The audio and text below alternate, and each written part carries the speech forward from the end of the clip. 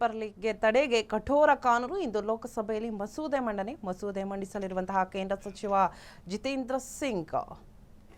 Paper leak ತಡೆಗೆ ಕಠೋರ ಕಾನೂನು ಇಂದು ಲೋಕಸಭೆಯಲ್ಲಿ ಮಸೂದೆ ಮಂಡಿಸಲಿರುವಂತಹ ಕೇಂದ್ರ ಸಚಿವ ಜಿತೇಂದ್ರ ಸಿಂಗ್. ಪೇಪರ್ ಲೀಕ್ ವಿರುದ್ಧ ಕಾನೂನು ಬಲಪಡಿಸಲು ಮಸೂದೆ, ಪಾರ್ಲಿಮೆಂಟ್ನಲ್ಲಿ ಮಂಡನೆಯಾಗಲಿರೋ ಬಿಲ್,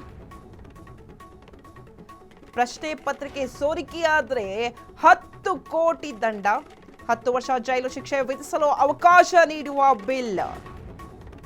ಅಮಿತ್ ಶಾ ಭೇಟಿಯಾಗಿರುವ ಶಿಕ್ಷಣ ಸಚಿವ ಜೋಶಿ. ದೆಹಲಿಯಲ್ಲಿ ಅಮಿತ್ ಶಾ ನಿವಾಸದಲ್ಲಿ ಭೇಟಿಯಾದ ಜೋಶಿ. ಇಂದು ಮಂಡನೆಯಾಗಲಿರೋ ಮಸೂದೆ ಬಗ್ಗೆ ಚರ್ಚೆ, ಸರ್ಕಾರದ ನಿಲುವಿನ ಬಗ್ಗೆ ಉಭಯ ನಾಯಕರ ಚರ್ಚೆ, ವಿಪಕ್ಷಗಳನ್ನು ಎದುರಿಸುವ ಕುರಿತು ಜೋಶಿ ಶಾ ಮಾತುಕತೆ. ಪೇಪರ್ ಲೀಕ್ ತಡೆಗೆ ಕಠೋರ ಕಾನೂನನ್ನ ಮಾಡಿದ್ದಾರೆ. ಇಂದು ಲೋಕಸಭೆಯಲ್ಲಿ ಮಸೂದೆ ಮಂಡಿಸಲಿರುವಂತಹ ಕೇಂದ್ರ ಸಚಿವ ಜಿತೇಂದ್ರ ಸಿಂಗ್. ಇನ್ನು ಪ್ರಶ್ನೆ ಪತ್ರಿಕೆ ಏನಾದರೂ ಸೋರಿಕೆ ಆದರೆ 10 ಕೋಟಿ ದಂಡವನ್ನು ವಿಧಿಸಲಿದ್ದಾರೆ.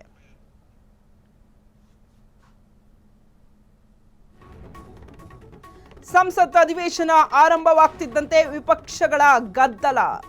ನೀಟ್ ಪ್ರೊಟೆಸ್ಟ್ ವೇಳೆ ಲಾಠಿ ಚಾರ್ಜ್ಗೆ ವಿಪಕ್ಷಗಳ ಆಕ್ರೋಶ.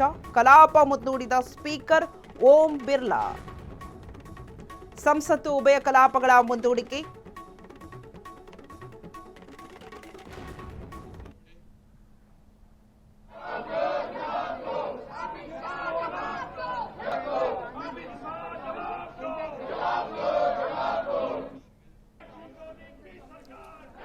ಪೇಪರ್ ಲೀಕ್ ತಡೆಗೆ ಕಠೋರವಾದ ಕಾನೂನು ಇಂದು ಲೋಕಸಭೆಯಲ್ಲಿ ಮಸೂದೆ ಸಹ ಮಂಡಿಸಲಿದ್ದಾರೆ.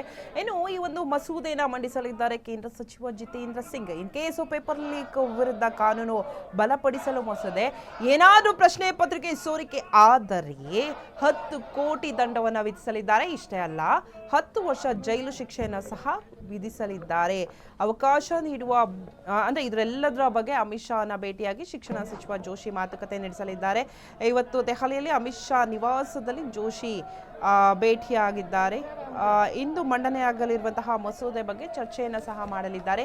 ಸರ್ಕಾರದ ನಿಲುವಿನ ಬಗ್ಗೆ ಉಭಯ ನಾಯಕರು ಕೂಡ ಚರ್ಚೆಯನ್ನ ಮಾಡ್ತಾರೆ. ಸೊ ಇವತ್ತು ಅಮಿತ್ ಶಾ ಮತ್ತೆ ಶಿಕ್ಷಣ ಸಚಿವ ಜೋಶಿ ಅವರ ಹೈ ವೋಲ್ಟೇಜ್ ಮೀಟಿಂಗ್ ಇರುತ್ತೆ. ಈ ಒಂದು ಹೈ ವೋಲ್ಟೇಜ್ ಮೀಟಿಂಗ್ ಅಲ್ಲಿ ಯಾವ ತರ ಆಗುತ್ತೆ, ಏನಾದ್ರು ಇನ್ ಕೇಸ್ ಪೇಪರ್ ಲೀಕ್ ಆದ್ರೆ 10 ಕೋಟಿ ದಂಡವನ್ನು ವಿಧಿಸ್ತಾರೆ, ಹಾಗೆ 10 ವರ್ಷ ಜೈಲು ಇರುತ್ತೆ. ಸೊ ಇದೆಲ್ಲದರ ಕುರಿತು ಸರ್ಕಾರದ ನಿಲುವಿನ ಬಗ್ಗೆ ಇದೇನೇನಿದೆ, ಮಸೂದೆಯಲ್ಲಿ ಏನೇನು ಚರ್ಚೆ ಮಾಡಬಹುದು, ಸರ್ಕಾರದ ನಿಲುವೇನು ಅನ್ನೋದರ ಬಗ್ಗೆ ಉಭಯ ನಾಯಕರು ಚರ್ಚೆಯನ್ನ ನಡೆಸಲಿದ್ದಾರೆ. ಇನ್ನು ವಿಪಕ್ಷಗಳನ್ನು ಎದುರಿಸುವ ಕುರಿತು ಸಹ ಇವತ್ತು ಸಭೆ ನಡೆಯಲಿದೆ.